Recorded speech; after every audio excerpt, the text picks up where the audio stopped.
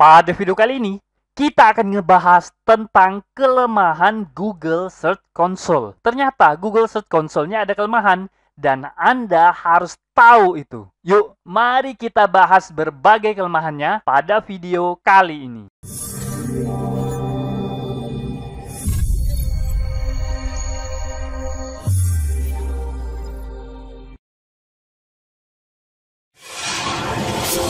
Assalamualaikum warahmatullahi wabarakatuh. Ketemu lagi bersama saya Kanada Kurniawan dan masih di channel kita Pro Jasa Web. Pada kesempatan kali ini kita akan ngebahas tentang kelemahan Google Search Console. Kelemahan ini harus Anda ketahui, apalagi jika Anda melakukan optimasi SEO. Ini penting banget untuk Anda ketahui dan untuk Anda antisipasi. Nah, apa aja kelemahan Google Search Console itu? Yuk, mari kita bahas bersama. Oke, pertama-tama tentu kita bahas kelebihannya dulu ya. Dalam Google Search Console itu banyak banget kelebihannya. Teman-teman bisa lihat performance, kemudian teman-teman bisa melakukan URL inspection, bisa melihat URL-nya udah ke indeks apa belum, atau seperti apa indeksnya gitu ya. Teman-teman juga bisa ngelihat laporan dari coverage, berapa banyak halaman yang udah diindeks. Teman-teman juga bisa memposting sitemap yang teman-teman udah buat untuk mempercepat proses indeks. Kemudian teman-teman juga bisa membuang berbagai halaman yang teman-teman nggak mau halaman tersebut masuk dalam indeks Google. Selain itu juga masih ada berbagai laporan lain, termasuk yang terpenting itu adalah Core Web Vital yang akan menjadi salah satu faktor ranking Google tahun 2021. Nah, kemudian ada juga laporan mobile usability, kemudian AMP, dan lain sebagainya. Masih banyak lagi laporan yang dapat Anda lihat pada Google Search Console. Nah, kemudian ternyata kalau teman-teman itu sering ngutak-atik Google Search Console, tentu teman-teman akan menemukan satu kelemahan yang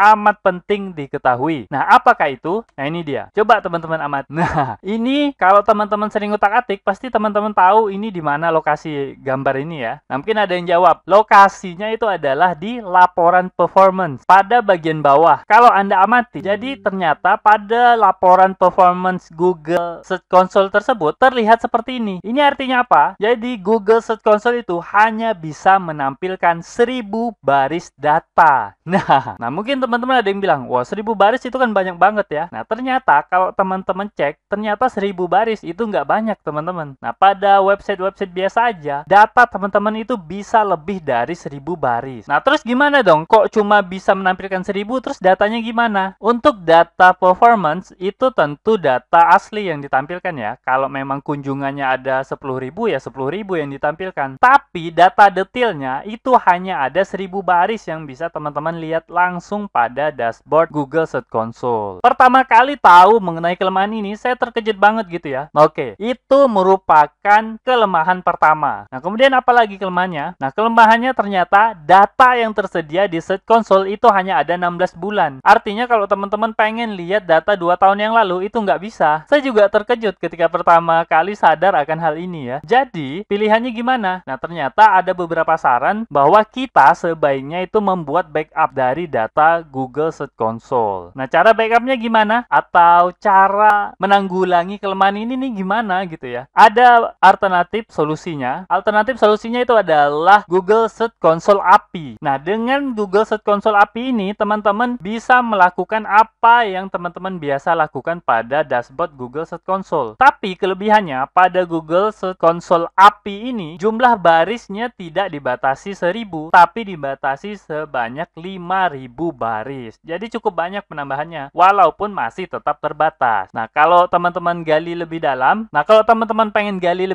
teman-teman bisa kunjungi alamat ini ya, https://, kemudian developer.google.com/webmaster-tools. Nah, di sini teman-teman bisa baca lebih banyak mengenai Search Console API ini dan bagaimana cara menggunakannya. Ini penting banget ya. Buat teman-teman yang nggak punya dasar teknik sama sekali atau bukan web developer gitu ya, teman-teman coba baca dengan sabar, pasti teman-teman bisa menerapkannya karena ini nggak terlalu susah kok. Nah, ini saya ada siapkan satu contoh ya. Ini merupakan merupakan contoh pengambilan datanya. Nah, ini artinya kita mengambil data yang dimulai tanggal 1 bulan 4 tahun 2005 berakhir pada tanggal 1 bulan 5 tahun 2005. Ini berarti data 1 bulan. Nah, untuk URL-nya itu pada bagian atas terlihat ya, URL-nya adalah www.example.com. Dan data tersebut dibagi atas dua dimensi, yaitu device dan country atau negara. Nah, dengan cara seperti ini, teman-teman bisa dapat data lebih banyak daripada yang ditampilkan pada Google Search Console. Dan selain itu, teman-teman juga bisa membuatnya dalam bentuk program, sehingga nggak perlu dilakukan manual, bisa teman-teman lakukan secara otomatis dengan menggunakan berbagai bahasa program yang teman-teman pahami. Bisa pakai JSON, bisa pakai JavaScript, bisa pakai PHP, dan lain sebagainya. Bahkan, Golang pun bisa teman-teman gunakan. Nah, ini bisa jadi solusi dua permasalahan yang telah kita bahas sebelumnya. Tapi buat teman-teman yang memang nggak punya dasar sama sekali web developer, atau begitu ngelihat contoh ini udah bingung banget gitu ya, males banget ngelihatnya, teman-teman bisa cari alternatif solusi. Nah, ini saya ada temukan solusi yang lain. Nah, ini dia.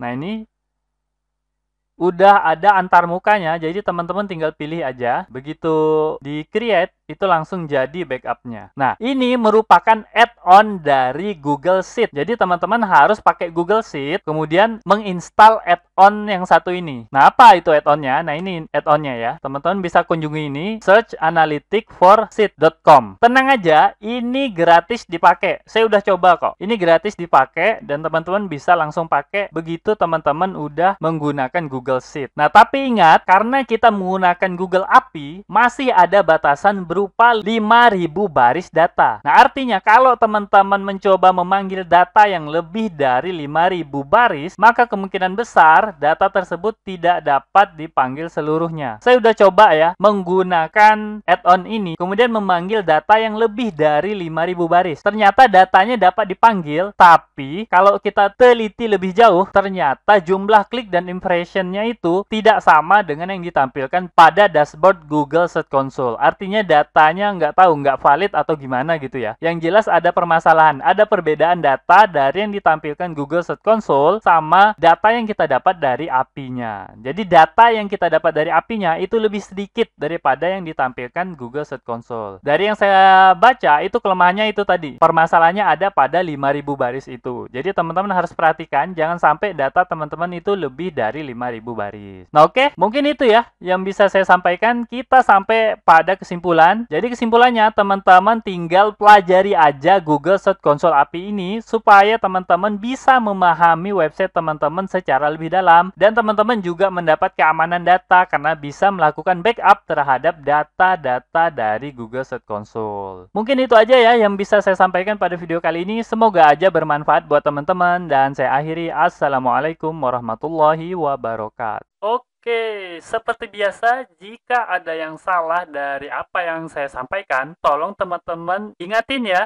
Jangan sampai nggak diingatin, supaya saya dapat melakukan perbaikan pada channel ini dan pada diri saya sendiri. Dan jika ada pendapat yang berbeda, teman-teman bisa masukin ke kolom komentar, supaya kita bisa berdiskusi. Jika ada masukan, teman-teman jangan sungkan untuk menyampaikannya, karena saya sangat terbuka dengan segala macam masukan. Dan jika teman-teman memiliki usulan pembahasan, cantumkan juga di kolom komentar, supaya semua usulan teman-teman dapat saya wujudkan dalam bentuk video. Buat yang belum tahu, video ini adalah bagian dari program Akademi Projasa Web, tempat di mana teman-teman bisa belajar digital marketing secara gratis. Caranya mudah, cukup kunjungi projasaweb.com/academy. Ada ratusan artikel dan video yang dapat teman-teman pelajari.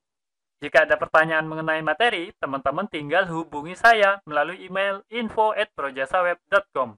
Gratis tanpa biaya apapun. Harapannya dengan program ini semakin banyak orang yang memahami digital marketing.